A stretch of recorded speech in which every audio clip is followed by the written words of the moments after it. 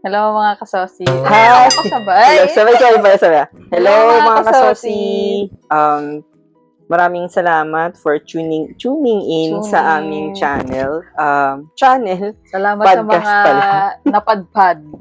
Oo, dun sa mga curious, ganyan, ayun, thank you for even considering. Yeah, for listening or watching kung Yes. saan man kayo Isang lupalop man kayo ng saan nyo man Earth. kayo mahanap. Yes. So, ako pala si JP, and ito ang aking kapodcast. Leah. Mia, yes.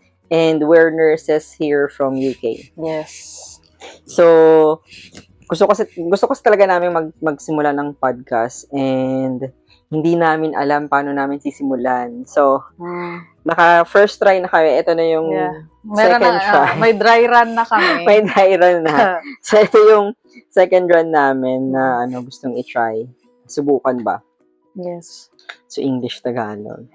So, syempre, kagaya ng ibang mga episode 1 ng Yeah. Nag-research din naman kami. So, nanood kami ng mga podcast ng ibang mga tao na gusto na naging inspiration din namin. Para inspiration niya. So, hala. Joke lang. Ayun. So, episode 1 ng aming Sosi podcast. Official. Huwag mo muna sabing official. Baka mamaya biglang hindi na hindi na naman tayo sure. Kasi yung last time, ang haba masyado eh. Ang Yeah, medyo messy siya. So, yun nga. Sosi. So, bakit ba Sosi ang pangalan ng podcast natin? So, short siya for Soul Sister. Yes. Bakit ba Soul Sister? Kaya tayo naging Soul Sister. Ang dami nating kasi parang yun nga na nachichika natin sa isa't isa yung mga like struggles or mga happenings in life hanggang sa check. Gusto namin i-share yun sa inyo. That is very true. Tsaka yung laughters din na bigla-bigla na lang sumisegue. Hindi pa namin alam ni Leah kung ano yung sabi nga sa internet, yung niche. So, for now, anything na about ourselves or pagiging nurse, at saka OFW. Yung anything na makaka-relate kayo sa experience namin. Sa UK, Sosi is posh. Oo, dito sa kanila posh. So, paano ba tayo nagsimula? So last year, nagja-jogging tayo, di ba, nun? I think walking jogging. Walking jogging tayo dati. Tapos, habang nagja-jogging tayo, ang dami nating chismis in life. Oo, tsaka hindi lang pala kami yun noon. Marami rin yung friends namin, gusto rin namin mag-start. Kaso lang, laging hindi nagtutugma eh. Yeah. And since lumipat ako dun sa tinitira ni Leah, mas sa aming flat. Sumakto na ganun. Oh, yes. Nagtutugma ang schedule, nagkikita na. Kasi nga, same flat. Episode 1, ang plano namin ni Leah is getting to know us. each other. As pala. The Sosi. So, ano ba? Sumunod natin sa iyo. Sa'yo? Ano ba sa'yo? Susundan lang kita. Susundan mo ba ako? Oo, ganun. Ganun yun. Nakakatanda daw una eh. So, ay, pastusin. Ano ka ba? 14 lang ako. Charit. Wow! Sige. Lunok ka muna. Kalimutan ko yung tubig ko sa lata. Hindi pwede. Wala kang choice. Getting to know. Ako pala si JP. Nickname ko is Paolo, pero you can call me JP, you can call me Pao. Pero kilala kasi nila ako as Kuya JP. Yes. So, okay, tapos na. So, yun naman pala. Simulan na. Teka na. Hindi ko naman sabi second portion pala ito. So, ayun. Paano ba ako mag-start? So, ako kasi, hindi naman talaga nursing about me. Hindi talaga nursing yung gusto kong course. Ang course ko talaga is, gusto ko is psychology. Oh, okay. Ayun. Kaso lang time na nag-exam ako dun sa, di ba? Hindi ko alam kung ganun din ba, kung ganun sa lahat. Feeling ko ganun naman sa lahat. Baka sa ibang Earth ako nakatira. Sa multiverse. Ibang multiverse. Ano yan? Entrance exam. Okay. Pag magka-college ka.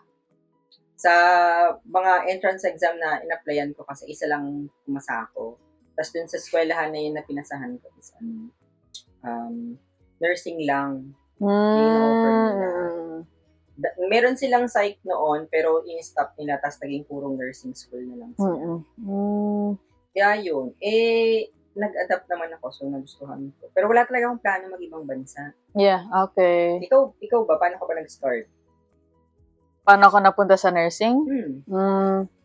Let's see. Kasi ang mom ko is, nurse. Nurse talaga siya din.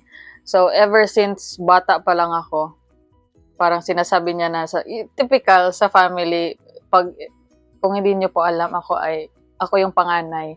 So, pag sa Pinas, yung mom may nakaplano ng, alam mo yun, degree sa mga anak. So, ako yung, ikaw magna-nurse, ganon. Pero dati, I think yung gusto ko dati, nung grade 2 ako, syempre bata pa, gusto ko maging accountant.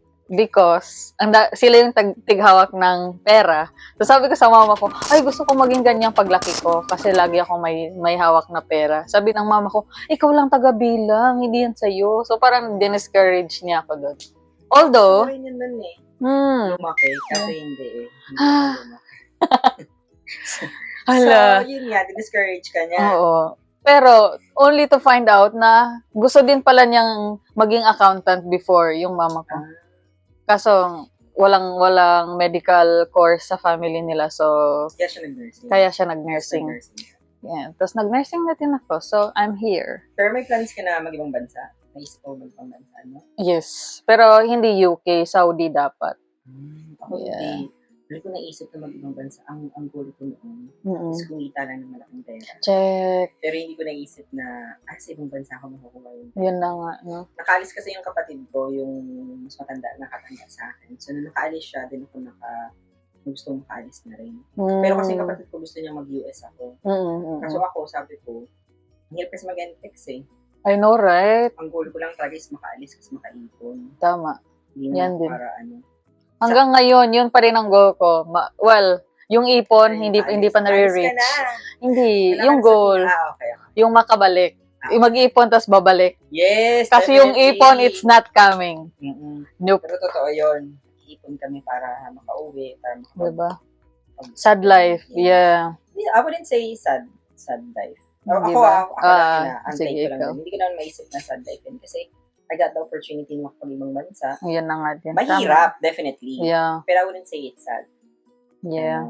Nung nakaalis ko yung plano ko talaga kahit saan ako makapunta. Nag-apply na ako sa Saudi, sa Middle East, sa Dubai, sa Qatar, sa Bahrain, sa Singapore. Kasi ang hirap mag-apply kasi ang daming requirements. Nag-try din ako mag-apply sa Singapore dati. Lumipat kasi ako ng call center after ko maka-4 years. So, nasa call center ako, kumikita na ako ng malaki. Parang mas malaki yung kita ko ng ibang bansa. Dahil nga nakaalis yung kulo. So yun, dito nga ako napadpad.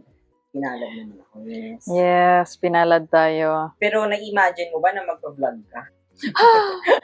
Well, actually, college pa lang ako. Gusto na naming mag-vlog ng barkada ko. As in, may mga taglines na kami, may mga names na kami and all. Kaso nagkahiwa-hiwalay kami.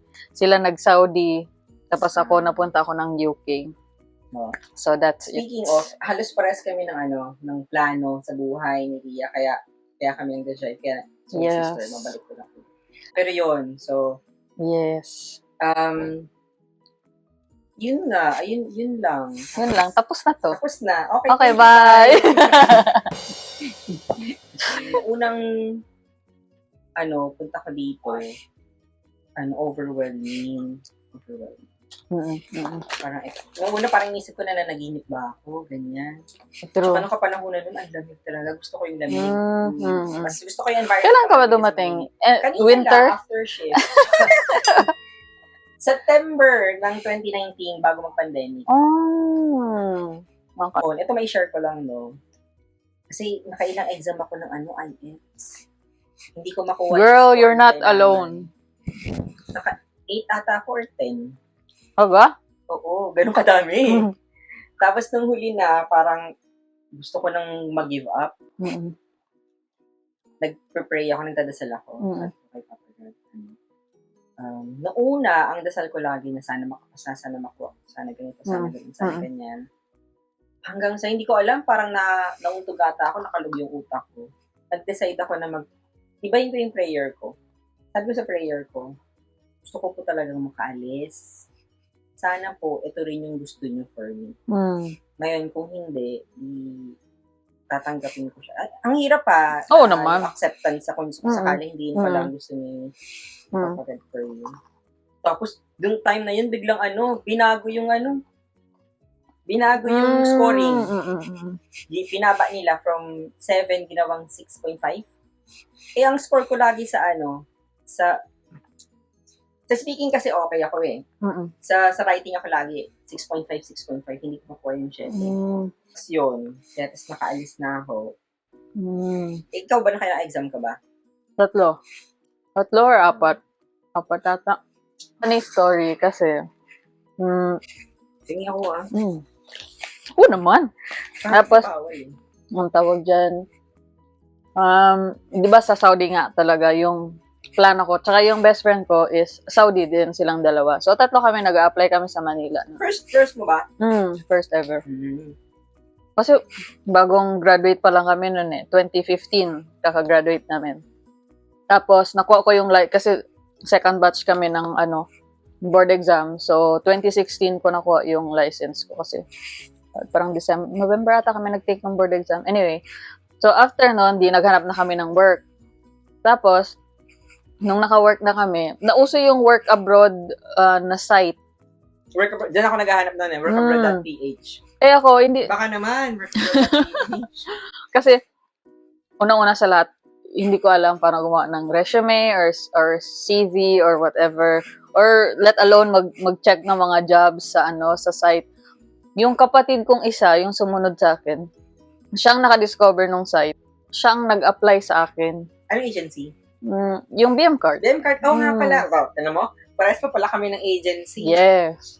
Pero yung kapatid ko, siya yung gumawa ng resume ko, CV ko, overnight.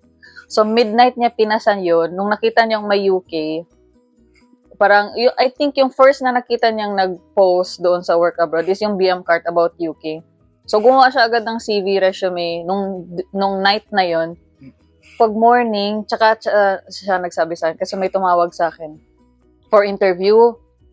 Tapos sabi ko, bakit ako for interview? Tapos yun na, sinabi ng kapatid ko, ay, in-apply pala kita dun sa work abroad, ganyan. So, parang, ang bilis ng pangyayari. So, since nasa Zamboanga kami, yung interview na sa Manila, nag-fly kami agad sa Manila para sa interview. Tapos, nag-stay ka sa Manila?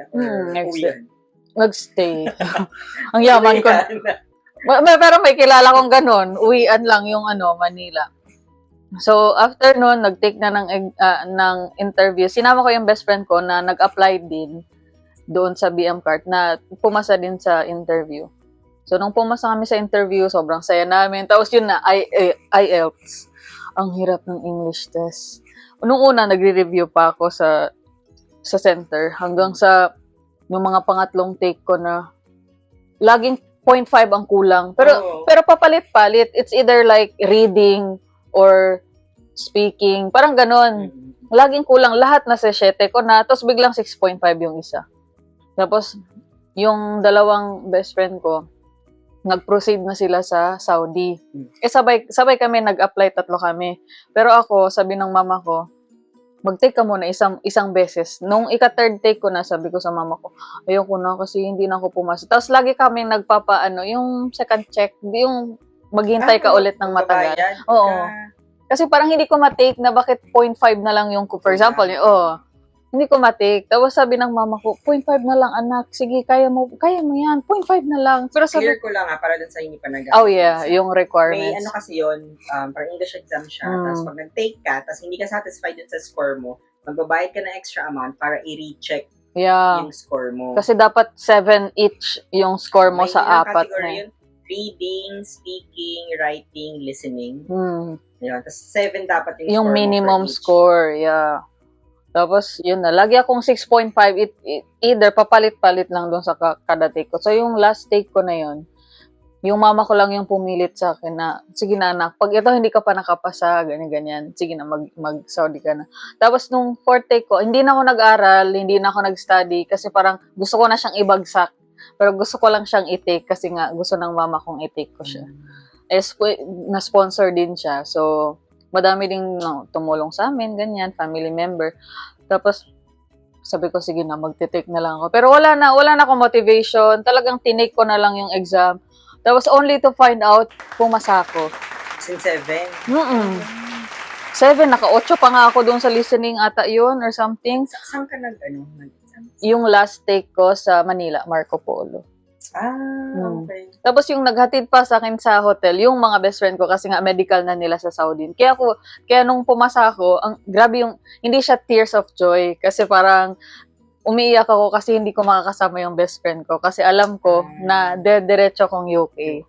Kasi yun ang gusto ng mama ko. So parang ang iyak ko noon tapos in-explain ko pa sa mama ko. Sabi ko, talaga ba hindi na ako magsa-Saudi, ganyan. Kasi yung mama ko, mas maganda opportunity sa UK. So, syempre, I always take my mom's advice. So, alam ko naman it's for my For your best. Yeah. Pero, sa experience mo, nandito ka na nakailang taon ka na dito eh. Yeah. Better. Yeah. Oh, well, yeah, actually. Ngayon, parang ang goal ko na lang talaga makaipon ng pera and makabalik ng Pinas. Yes, ganun naman. Yes. If ever gusto ko, dun mag-retire. Check. Kasi iba, masaya naman dito kasi ang daming perks na yung mga hindi mo nakukuha sa Pilipinas nakukuha mo. Totoo. Pero, yun nga, if may opportunity kasi makapag-ipon ako, syempre dun. Tsaka ang hirap mag-English araw-araw. Ano ba yan? Ayun, ako sila, tinatagalog ko sila. Bawal sila mag-adjust. Ako laging may sa last. For example, parang sa Singapore kasi sa kanila, may la. May la. May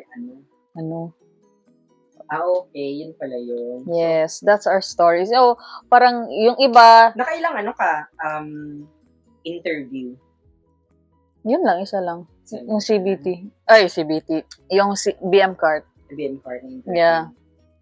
Kasi mag-give up, kasi parang 1 year na yun eh. So, since nga hindi ako makapasa-pasa ng IELTS, umabot na ng 1 year. Nag-resign na ako sa work ko. Tapos, sabi ko sa mama ko, ipupush ko ba to? Or, yung BM card din, sobrang supportive na parang, yes, ma'am, mag-take ka pa, ma'am, okay lang yan, okay ganyan. Push lang. So, ako naman, hindi ako nag-apply sa iba. So, maganda yung support system. So, BM card, yun na nga, bumalik kayo, please. As in, ang dami nilang natulungan. Yeah, exactly. Yung, ako nga, na-feel ko na parang meant ako na makapag-UK. Kasi yung exam, yung review ko, maliban dun sa kinukwento ko sa exam sa'yo na ang nag-adjust is yung scoring level for nila. Nagkataon, is yung interview. Yung unang interview, 2 beses ako interview for the same day. So, in-interview nila ako, tapos, meron pala silang alam mo yung kahit nasagot mo yung tanong, naghahanap sila ng exact words na gusto nilang marinig. So, ang question sa akin is, nakalimutan ko na yung exact question, pero ang sagot is parang root cause analysis. Tapos, ang sagot ko kasi, sabi ko, i-discuss with the team, magkaroon ng error, ano gagawin, parang hindi na mauulit, something like that. Parang, so sabi ko, i-hadal, syempre, i-discuss, tapos best practice, ganyan, para hindi na tapos, hindi kasi masatisfy yung interview sa akin. Sasabi yan, bamutik na ako magpula. So, magkakamot yun, hindi mangungayon. Hindi masyadong na-comfy na eh. Comfy na, pumo-position na eh. Gusto ko sanang sabihin, makaka-capture sa camera. So, sabing ganon, sige ganito, sabi niya ganon. Meron pang isang interviewer, if willing ka mag-intay, if ibibigay kita sa kanya, para interview ko ulit. Same day. So, nagantay ako, parang natapos ata kami alas 7. Kasi isang gabi, more or less. Late din kami natapos noon. Ako yung last. Ako na yung last. Parang 9 p.m. Parang ang tagal ko naghintay doon. Hindi, tinaga ako kasi sabi. Sin-interview ako. Tapos in-interview ako, ganun, yung question niya is parang same. Halos ganun pa din. Tapos, sabi niya, hindi niya makuha yung gusto niya. So, tinanong na lang niya ako. Ang sabi niya sa akin, alam mo ba kung ano yung root cause analysis? Sabi niya, diniscuss ko sa kanya kung ano yung root cause analysis, ano ba to, anong ginagawa, tapos anong makikita dito, anong gano'n. Ayun, napasa ko na. So, parang alam ko yung gagawin ko, pero they hinahanap nila yung exact word. Pero yun, tapos doon na nag-start yung nakapasa ako, tapos after nun yung nag-antay nga ako ng IELTS. Ako naman, actually, funny story yung pagdating namin dito kasi hindi kami dumating sa araw na dapat na darating kami. Na-late kami ng isang araw kasi naiwan kami sa Turkey. So, well, hindi direct flight yung nabook sa amin. So, may stop airline. Turkish. So, Turkish airline yung binook sa amin na flight. So, yung NAIA, na-delay ng 2 hours yung flight namin from NAIA to Turkey. Yung namin, overlay namin is 2 hours lang. So, imagine. Tapos, hindi pa namin alam bago kaming lahat sa Turkey. So, syempre, madami ka pang dadaan ng security and everything. So, na-late kami doon sa pero nandun pa yung plane, pero nag-close na yung gate. So, paano ang nag-aasikaso Turkish din? Hindi, tumawag kami. So, paano niya tinawagan sila? So, naiwan na kami ng flight. Tapos, ang sabi sa amin, mag-inform kayo doon sa parang main desk, whatever nila doon. So, hinanap namin yon kasi nga, hindi na kami pinapasok. So, 4 kami. Tapos, pinagamit parang doon sa phone, parang, ang sabi lang sa amin, kailangan nyo mag-rebook. Tapos, hindi sila ang magre-rebook kasi kasalanan daw namin. Ang daming na passenger na naiwan din that time. So, lahat yun kanya-kanyang diskarte kung paano sila makaka-rebook. So, kami, yun na nga. Medyo, well, I don't wanna, pero medyo dodgy yung airline na yun. So, nakigamit na kami ng telephone, ganyan. Tapos yung SIM cards naming, 4 kasi kami noon. Tapos ako lang yung, 4 pa kami, 5. 4. Tapos yung namin, yung SIM cards namin, luckily, yung isa nag-work, yung SIM card niya. Kaming 3 hindi. Although, inactivate namin yun sa Pinas before kami umalis. Tapos sa kanya nag-work. So, yung ginawa ni Kuya, siya ang nag-email doon sa parang agent dito sa UK. Yung dapat susundo sa amin. Pangalan mo? Parang Annette yata yung pangalan. Annette ba? Si Annette yung nag-asikaso. Pero yung pangalan ng nila, yung agency nila dito. Parang Elite. Elite Healthcare something. So yun na. Ako naman, since ako pa yung pinakabata sa aming 4, tapos first flight ko. Tapos ako pa yung nag-isang babae. Tapos, dino-joke nila ko, hala, scam yata. So, ako yung parang, shucks, akala ko pa naman. Kasi, sobrang dami nga ng struggles ko in life. Tapos, nung nandun ako sa Turkey, ko, hala, yung nasa isip ko noon hindi pala to totoo. Babalik din pala ako ng Pinas. So, tapos, nang nakitawag kami sa telephone, tumawag ako sa amin. Tawag ako sa mama ko. Sabi ko sa mama ko, ma, naiwan kami ng plane. So, imagine yung worry ng parents mo. Siyempre, lalo na ako. Parang sabi ko, naiwan kami ng plane, ganyan-ganyan. Nandito kami sa Turkey, ganyan. Tapos, sabi ko, nag-contact na yun si Kuya sa Elite nga, na naiwan nga kami ng plane. Tapos, yung signal, pahirapan pa, alam mo yun. Tapos, biglang, sabi ni Annette yata yung pangalan niya. Tapos sabi niya, i-rebook daw kami ng flight the following day. So, kailangan namin magstay overnight sa airport.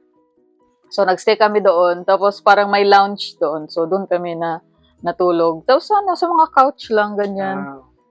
Tapos, parang, yun yung parang struggle. Sabi ko, hala, parang nakakatakot. Kasi yung iba, hindi ni-rebook yung flight. Kasi nakasama namin sila, umiikot din sila doon. Pero malamang ibang agency. Iba. Yung iba naman, maswerte iba din yung job. Yeah. Hindi na-rebook. Ang sad. Tapos yun na, instead na dumating kami noon ng April 18, dumating kami ng 19. Tapos instead na Heathrow, naging, yung dyan sa Stansted, yung maliit na airport. So, parang, yung instead na wow, yung feeling, biglang, ay merong welcome. Kasi maliit lang yung airport, tapos parang, di na masyadong grand, ganyan. So, parang, tapos wala nang pa-welcome. Kasi yung iba may pa-grocery pa daw. Yung sa amin, biglang wala na, ganyan. Sumundo pa nga sa amin is yung parang CEO. Wow. Gabi na kasi yun eh. Wala yung tapos, i-ginrocery niya kami sa ano. Mati kami 11 p.m. dito. Sa amin, wala. Tapos, mainit nun. Yun yung April kami dumating. Yun yung time na may heat wave. So, parang ang kapal ng kami sweater. Tapos, biglang, ay, parang Pinas lang pala ang init. Parang ganon. Ganon yung reaction namin. Ay, ang init. As in, heat wave talaga na literal na parang Pinas. Parang ganon. Nagpapawis talaga kami. Tapos yung malala, iniwan kami sa cherry tree. So, pero dapat sa Bentham kami. So, nilakad namin with all our luggages from cherry tree. Ilang luggage pa dala mo? Isa, tapos isang malaking large, tapos isang maliit na duffel bag. So, yun. Tapos, dinaan kami sa ospital. So, dumaan kami sa ospital, dala-dala yung mga gamit namin, papunta ng Bentham. As in, struggle talaga. Kasi umikot, kasi binaba lang kami dyan sa cherry tree, tapos walang instruction. Wala. Paano kayo binaba dyan? Binaba lang kami sa cherry tree. Parang, parang ang sabi yata sa kanya sa cherry tree daw kami. So, akala na, hindi, parang may name eh. Parang hinire yata siya para magsundo sa amin. Tapos, binaba kami sa cherry tree. Tapos, sumilip kami doon sa parang sa flat. Kasi may bukas ganyan. Tapos, kami yung mga bagong dating ganyan, tapos biglang sabi na, ay, hindi namin alam na kung dito kayo, ganyan. Tapos sabi niya, punta ka na lang sa ospital. Ganyan. So, yun yung sabi. Tapos, tinuro pa, nagtanong pa kami kung saan yung ospital kasi hindi nga namin alam. Tapos, yun na, since ako nga yung bunso, ako lang yung quiet. So, yung mga kuya, sila yung mga pumupunta doon. Tapos si Kuya Mark talaga yung pumunta doon sa ospital, nagtanong. Tapos hanggang sana, may agent na nga na from HR, na nagtulong sa amin. Na yun na, dinala kami dito sa Bentham. After that, after nun, okay naman na. Okay.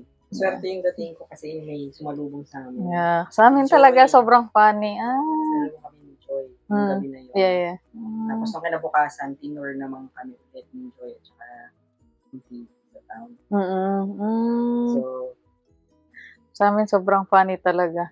Kaya every time na parang may party sa mga bahay-bahay, lagi kami tinatanong, kamusta yung turkey? Ganun kami lagi. Alala ko yun. Ay, hindi na kami magta-turkey. Hanggang ngayon, napapansin ko kaming apat, wala pang pumupunta ng Turkey. Turkish Airlines. Wala. Na-trauma na eh. So, ano pa bang gusto nyong malaman? Love life. Charles. Getting to know. Getting to know. Sorry. Masyado nang deep. Sorry. Na-carried away. Ay. Alam, may luha. Oh? Ay, ilan ba kayo magkakapatid? Alright, tama. Ay, nakalimutan. Diba, sabi na natin napuntahan. Ilan ba kayo magkakapatid? 3. Like I said, panganay ako. Tapos, actually, tapos na yung 2 kapatid ko. And speaking of kapatid, he's gonna take his bar exam next week. Next week. So, please, Pero sana. isa pasado na. Yung isa pasado na, nung Feb. License na siya. License na siya? RT, Respiratory Therapist. Yes. Tapos yung isa, ano iti-take niya next week? Bar. Oh my gosh. Lawyer? Yes. So, 3 weeks ng exam yun. So, sana naman. 3 weeks na exam? So, per week, hindi naman like the whole week. Parang per week, may 2 araw yata na exam, tapos 2 na naman, and then every weekend yun. For 3 weeks. So, may nurse, may RT, may lawyer. Sa mga taga-UE dyan, taga-UE po ang kapatid ko. UE?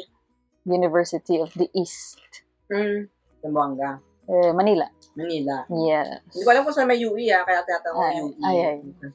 Pero no, parang, kasi yung kapatid ko, may sinend siyang photo na yung school niya, pinadalan siya ng mga food. It's like isang box ng pagkain, bag, pang support sa bar exam niya. Sabi ko, ba't ganyan? Walang ganyan yung school ko. Sa inyo meron. Grabe.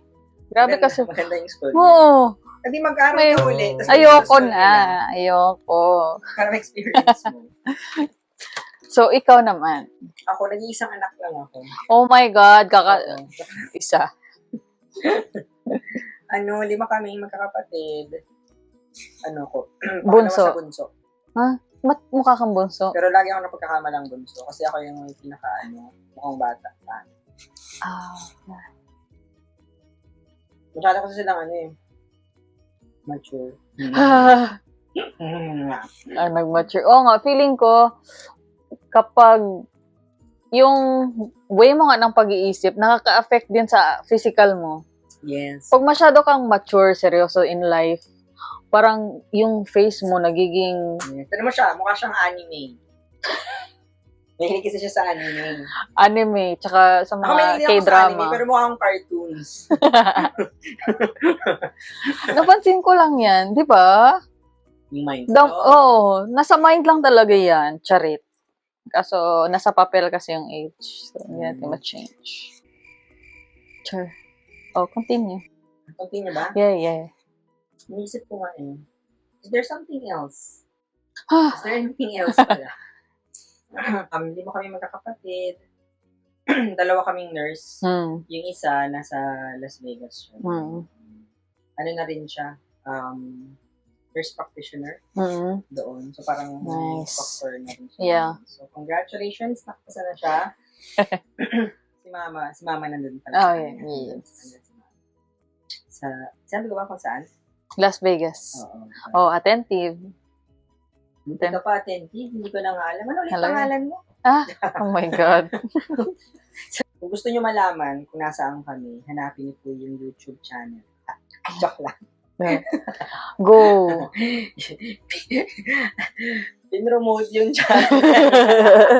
Lumihis ng landas. Magulat tuloy yung podcast. Ha? Ayun. Ang plano namin initially is pag-usapan natin yung mga experiences pa as OFW. Ano yung mga experiences na meron kami na feeling namin makaka-relate kayo or kung may inquiries kayo, kung may plano din kayong mag-apply. Yeah. Pwede kayo mag-comment kung may comment section naman dyan sa aming podcast. Hindi sure kasi hindi pa namin na-upload Pero mag-comment kayo. Willing din kayo mag-take ng suggestions kung yung pag-usapan natin. Bibigyan namin yan ng time para i-answer yung questions. Yes. Pero syempre, lagi may disclaimer. Kasi ito, ang mga pag-usapan natin ito based on our experiences. Yes. Kung meron pa kayo gustong malaman tungkol sa amin, let us just ask anything. Let us know. Don't let us know. Email. Just comment po dyan mag-message lang kayo dyan sa comment section. Tapos, mag-respond kami as soon as we can.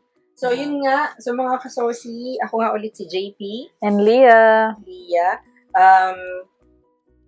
Sana makita namin ulit kayo. Makita, podcast to eh. Paano na? Sana. Mga kasosi, please. Yes, ang aming podcast. Yes. Okay? Thank you. Later on, makikilala niyo kami fully. Yes. Kung sino ba talaga kami. Yes. Tsaka there's more. There is many, many more that we can offer for you. Wow, mga pag-offer kayo. Mamaya manghinang pera yung mga Except yun. Pero yun nga, marami tayong pag-uusapan and ano bang tamang term doon? Hindi na pwedeng see you soon eh. Hear you soon. Till our next podcast. Bye! Yes.